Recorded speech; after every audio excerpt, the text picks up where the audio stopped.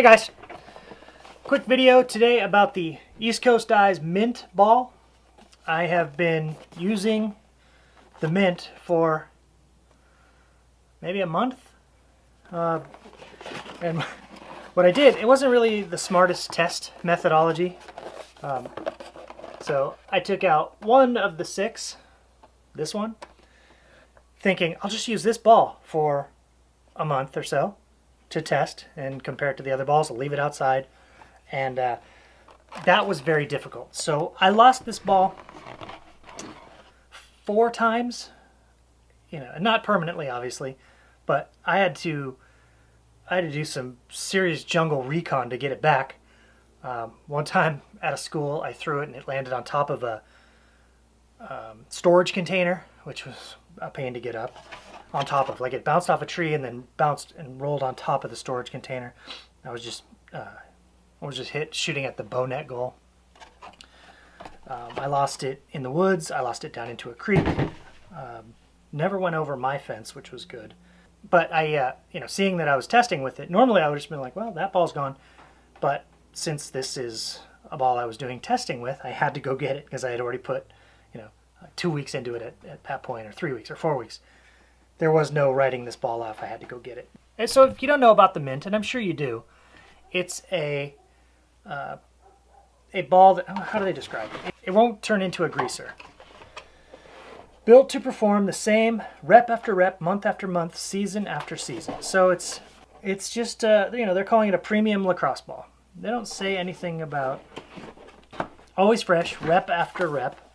Okay, the ECD Mint is the ball that lacrosse has been waiting for. Gone are the days of passes sailing high because a ball has become worn. Our proprietary non-rubber polymer, along with advanced manufacturing practices, allows the Mint to remain fresh, rep after rep, allowing you to be the most consistent player you can be. So we all know that greasers throw differently, and I'm kind of a stickler. I won't put a greaser out in practice. I know a lot of coaches are like, yeah, deal with what you get. Don't blame the ball. But truthfully, if you've got a stick that throws perfectly for you and it's consistent, and your ball is completely inconsistent, it's going to change your consistency in throws and shooting. So I hate putting them out in practice. My ball bucket for practice, I check it before every single practice. I go through it, feeling the balls, and I take out the greasers and add new balls. It drives me crazy when there are greasers in practice. And the worst is when you've got a bucket and a large percentage of them are greasers. That just, the kids don't enjoy it. It throws everybody off. So this is much needed. They're a little bit pricey. I don't know. I think, around $5 a ball.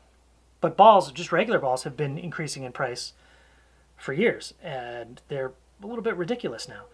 You buy a pack of balls and they're $3 each or whatever it is, and then you lose a couple and then they go greaser after a month.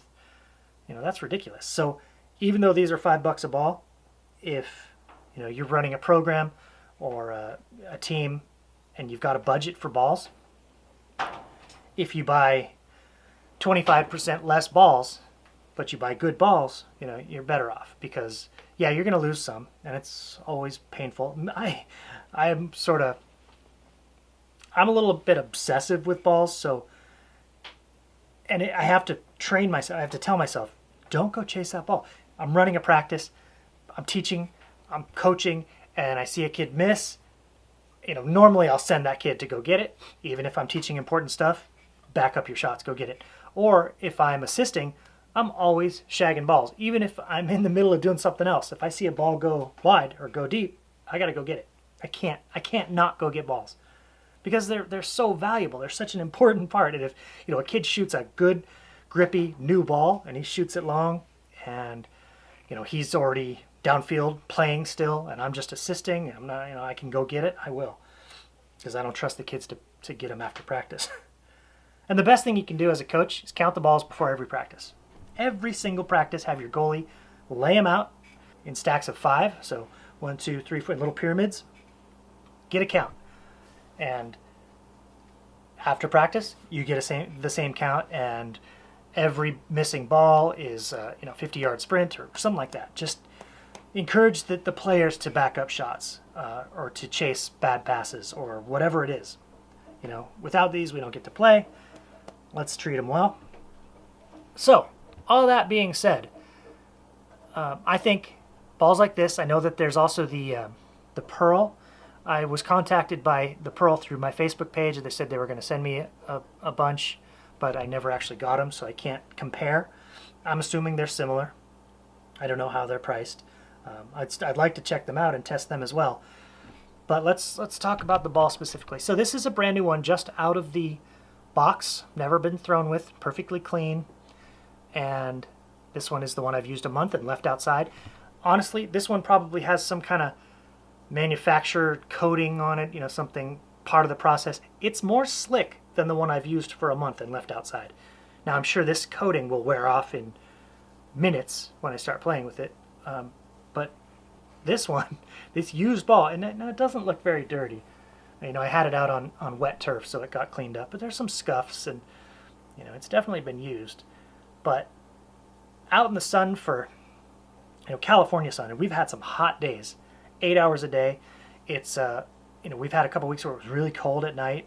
We've had no rain, but it's been wet plenty out on wet turf or dew and whatnot. And I've wet it a few times. Just I washed it off once. I was going to make a video, so I was like, oh, it was gross because it had mud on it, so I washed it off. But it's a normal ball from any other manufacturer, except maybe the Pearl, would have been a greaser at this point, and it is completely not. It's a perfect ball.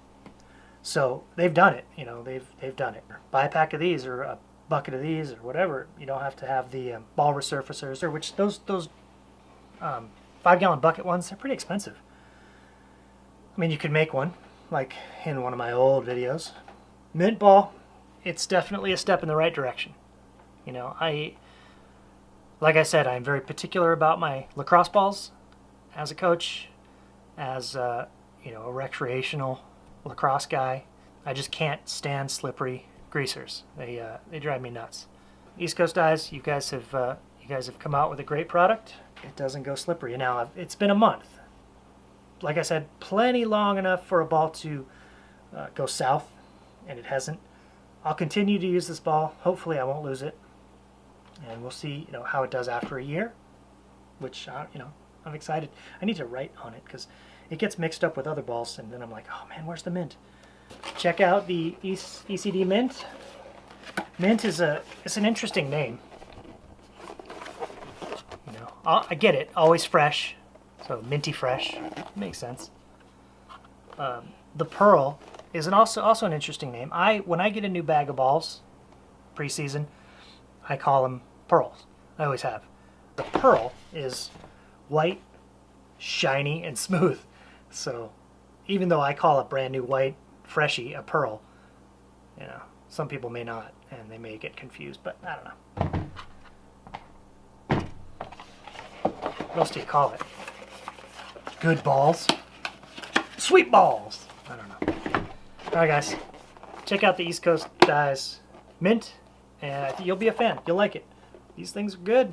Alright guys, thanks for watching. I'll be back with another video soon.